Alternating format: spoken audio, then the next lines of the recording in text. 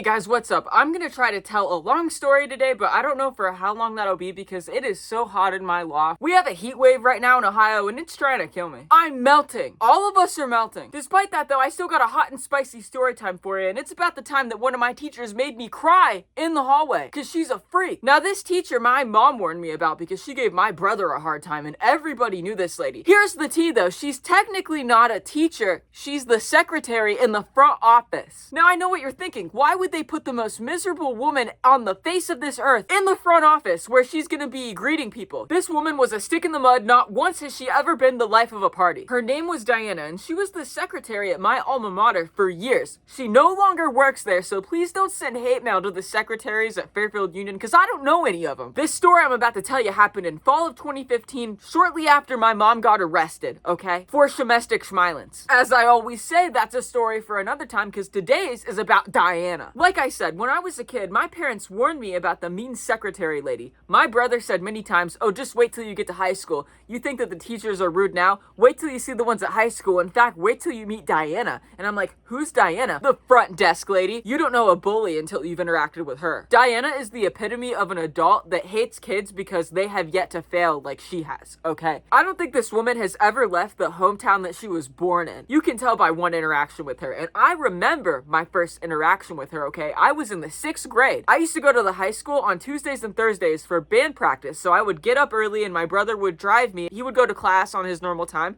and I would go to band practice and we would have practice until a bus would then ship us off to our middle school that started an hour later. I hated band practice because 1, the girls there bullied me and so did the boys. No one there liked me. 2, I wasn't very good. Okay, I was not very good. Never really understood music or how to read it. I could listen to the beat and copy it, because that's what I was, a percussionist. If I can listen to it and then copy it and memorize it, I'm cool, but don't make me read sheet music, I can't. I'm not a pianist, okay? I'm just here to beat this drum set with these wood mallets and pretend that what I'm hitting is my mother's face. Let me live. And on top of that, my brother hated driving me. He thought it was so uncool to have to drag around his little sibling, so he would make the drive miserable. He would turn the music up really loud so it would hurt my ears. My parents even told him once, you need to turn that down. She's younger than you. She has sensitive ears. And he would be like, fine, and turn it down like 1 number.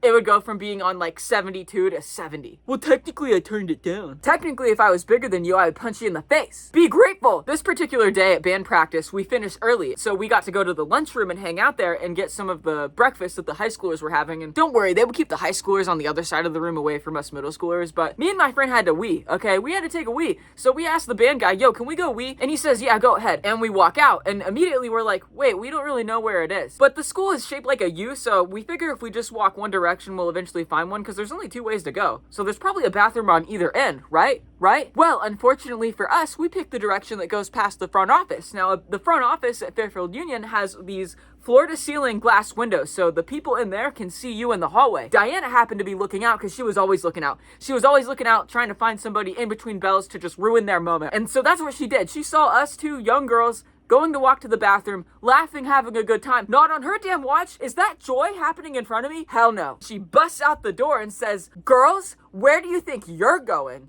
And we're like, huh? Because like, why is this lady talking to us? Like she has any jurisdiction over us. We don't go here. And that's the first thing I say. We're middle schoolers. Oh, well, what are you middle schoolers doing? We're just going to the bathroom. Oh, you're going to the bathroom? Well, I can walk you there just to make sure you get there and back okay. And she starts walking ahead of us and beckons for us to follow. So me and my friend look at each other and we're like, and we just follow her because what are we gonna do? She leads us to the bathroom that we would have found ourselves if we walked another 50 feet, if we weren't interrupted. And she's like, there it is, ladies. Gee, thanks. And so we go in and we wee and we come out and she's waiting for us and says, I'll walk you back to the cafeteria now. Okay, we know where it is. It's literally directly that way. I don't know what possible trouble we could get into in a straightaway hallway, like that goes past the office. Like, what are we gonna do? Spray paint the walls in front of you, woman? That was my first time encountering Diana. And then on top of that, I would always hear my mom's horrible interactions with her or my brother come home complaining about her. So by the time I get into high school, I don't like her. I have it in my head that this woman sucks, this woman's a bully, this woman's a bitch. Now again, this happened when I was a senior in the fall of my senior year, so 2015, November-ish, okay? And it was November because I go to school late. Because I would go to school late all the time my senior year. I did not want to be there. My dad understood, so he would let me sleep in a lot. So I went to school late, and I go to check in, and usually I just sign the late slip and I go to whatever class it is, right? That's what you do. Well, today, Diana didn't feel like doing her job, so she thought she would push it onto me, because she's lazy bitch. So she's like, hey, Jess, since you were late, how about you take this slip up to your first period teacher? And I'm just thinking, we're in third period. Why does my first period teacher need a slip letting her know I was absent?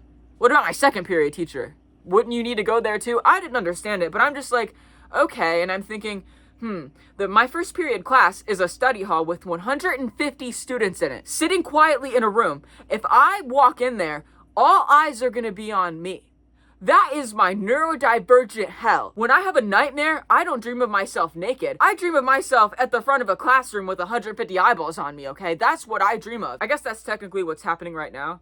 But it's different because you're not technically in the room, okay? Like, I don't know that you're perceiving me. I'm not doing that, Diana. Like, I'm gonna do that, but not right now. I thought I'll go to my third period class, which is also a study hall because I had like 3 of them senior year. So I'll go to my study hall, I'll wait till classes are changing, I'll go take my stuff to my next class because it's right across the hall from my third period, and then I'll ask the teacher if I can run up there really quick and give her this slip. Kids will be changing classes, they'll just be worried about getting in and out of that room, they won't be paying attention to me when I walk in. Doing it this way would A, relieve my anxiety, and B, not disrupt people during study hall. What's wrong with that? What's the big deal if this teacher has to wait a little bit longer for a slip? There shouldn't be a big deal, right? There ain't one. So I say, okay, Deanna, I'll do that. And I put it in my pocket and I go to my third period class. And I'm in there for a little bit. And I'm watching A Secret Life of American Teenager. And I'm minding my business when with 5 minutes to go, the phone rings. And I'm thinking, you know what? It'd be crazy if that was Diana. You know what happens next? The study hall guy says, Jessica? And I look up from my show where I'm illegally watching Netflix with a VPN. And I'm like, huh? Something about a slip. She wants to know why you haven't taken it up yet. And I'm just thinking, how does she possibly know that I haven't taken that slip up yet? She must have called the teacher up there. If you have time to call the teacher and interrogate her on whether or not she got the slip, why didn't you just take it up yourself? Anyways, I tell him, tell her that I'm gonna do it in a second. And the guy's like, looks at me with like the look of fear in his eyes. You want me to tell Diana to wait? And I'm like, yeah, I want you to tell her that I'm gonna do it in a second. She says she's gonna do it right now. And I'm thinking, well, I said in a second, but I'm like, it should be fine because right now is 3 minutes from the bell ringing, which is when I was gonna do it. She hangs up and I just go back to watching my show. The bell ends up ringing. I switch classes. Guys, I walk into that 4th period class. I set my bag down. I don't even have the chance to go up and ask my teacher if I can be excused before her phone is ringing. Her phone rings before the bell rings for that class to start. And I just sit down because I already know it's Diana. The teacher's gonna come back to me. No sense me walking up there to ask. She's gonna come back to me. And she did. Jess, Diana's on the phone and she wants you to go to the office. And I'm thinking, oh my God, this woman is so impatient. And I just say, I really don't want to go. And everybody's looking at me at this point because everybody has been there. This is something that has happened throughout the year. In all of my classes, someone will be called down to the office and they'll come back a half hour later in tears because of Diana. And my teacher, Mrs. Justice, she's my pre-calculus teacher my senior year. Mrs. Justice doesn't like me. But even in this moment, she has sympathy for me. Jess just go in there with a brave face on, just do whatever she says, try your best to ignore her, and just come back when you can. If you need to stop at the bathroom, I understand. Because, like, pit stops to the bathroom to dry your eyes were so common. If you came back from the office without a puffy face, you were lucky. So I'm like, okay, got the slip in my pocket. I leave the classroom. I'm going down the hallway. I take a left. Okay, now it's a long ways to get to the office. The office is like 100 meters away from me, a football field away. But I'm walking as fast as I can. Tell me why I see the office door push open and I see a little silhouette of a person crossing their arms standing there. I see the foot moving, but I can't make out the face. And as I start to get closer, I'm thinking, is that Diana? Surely that can't be Diana. It's Diana. She can't even wait for me to get there? No. Not only could she not wait for me to make it into the office, she can't even wait till I get to the office at all because she starts walking towards me. She pushes off the door. The office door shuts. So any adult that was within earshot can now no longer hear. And Diana starts walking down the hallway towards me because she just is that impatient. And we're still like 20 feet away from each other when she goes, so what do you think you're doing? Huh? What do you think you're doing with my slip? Were you even gonna take it up? And I was just like, if you let me explain. And she cuts me off and she's like, no, I told you to take that slip up. I told you to leave my office and go take that slip up before you went to your class. Why didn't you do that? And I'm just thinking, why is it my job to take up this slip and miss more of class? It's yours. You should be the one doing that. You're getting paid. Why can't I just go to class? I was going to do it for you anyway, but on my own time. So again, I'm like, listen, I was going to take it during class switches. And she's like, I didn't tell you to take it during class switching. I told you to take it right then. And at this point, I don't even start explaining the anxiety thing because I just feel so attacked. I'm thinking in my head, this is the bitch that my parents have been dealing with since my brother entered high school, okay? And now she's being rude to me. All I know of this woman is that she's a bully. And now she's yelling at me over a piece of paper in my pocket that she was too lazy to take up herself. Not to mention, I just saw my mother get arrested not 3 weeks ago. I finally have this energy out of my life, and now it's gonna happen at school? You've got the wrong one today, Diana. I look at her and I say, you're not gonna talk to me this way. What? You're not gonna talk to me this way. You might think it's okay to talk to all these other kids like that, to talk to my brother like that. You might think that you can get away with this now just because everybody at this school knows that my mom finally got arrested. Not that you all helped me at all to do that.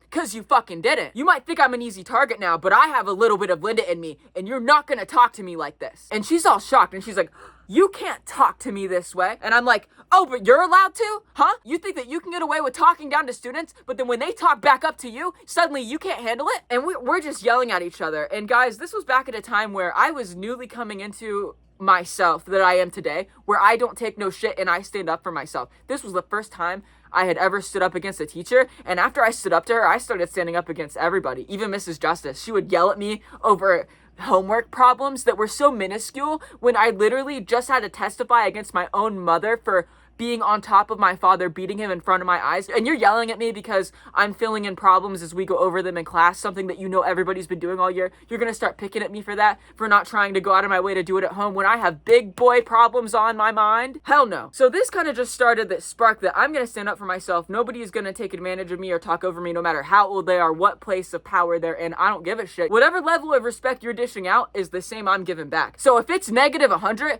I'm giving you negative 150, bitch. So that's what I'm basically getting across to Diana, but unfortunately I start to cry because that's something I used to do early on. Now I just get red and angry and mean when I'm yelling at somebody that deserves it. But back then I used to cry. I would just get really emotional and I would cry and I couldn't hold it together. The moment I started crying, Diana completely changed her tune.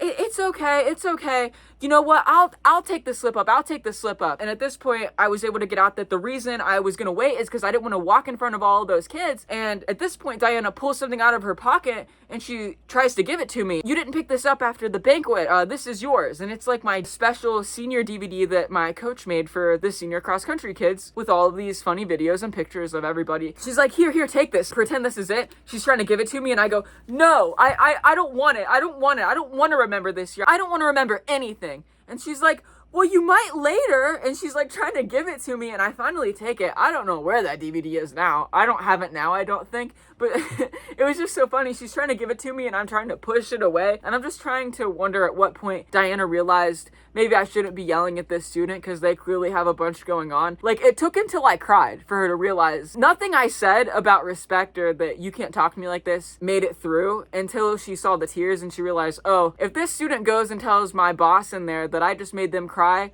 over me not wanting to do my own job, I'm probably gonna get let go. So she like started sucking up to me and she ended up taking the note up herself. And I had to go back to class. Well, I went to the bathroom first and I was in there for like 30 minutes.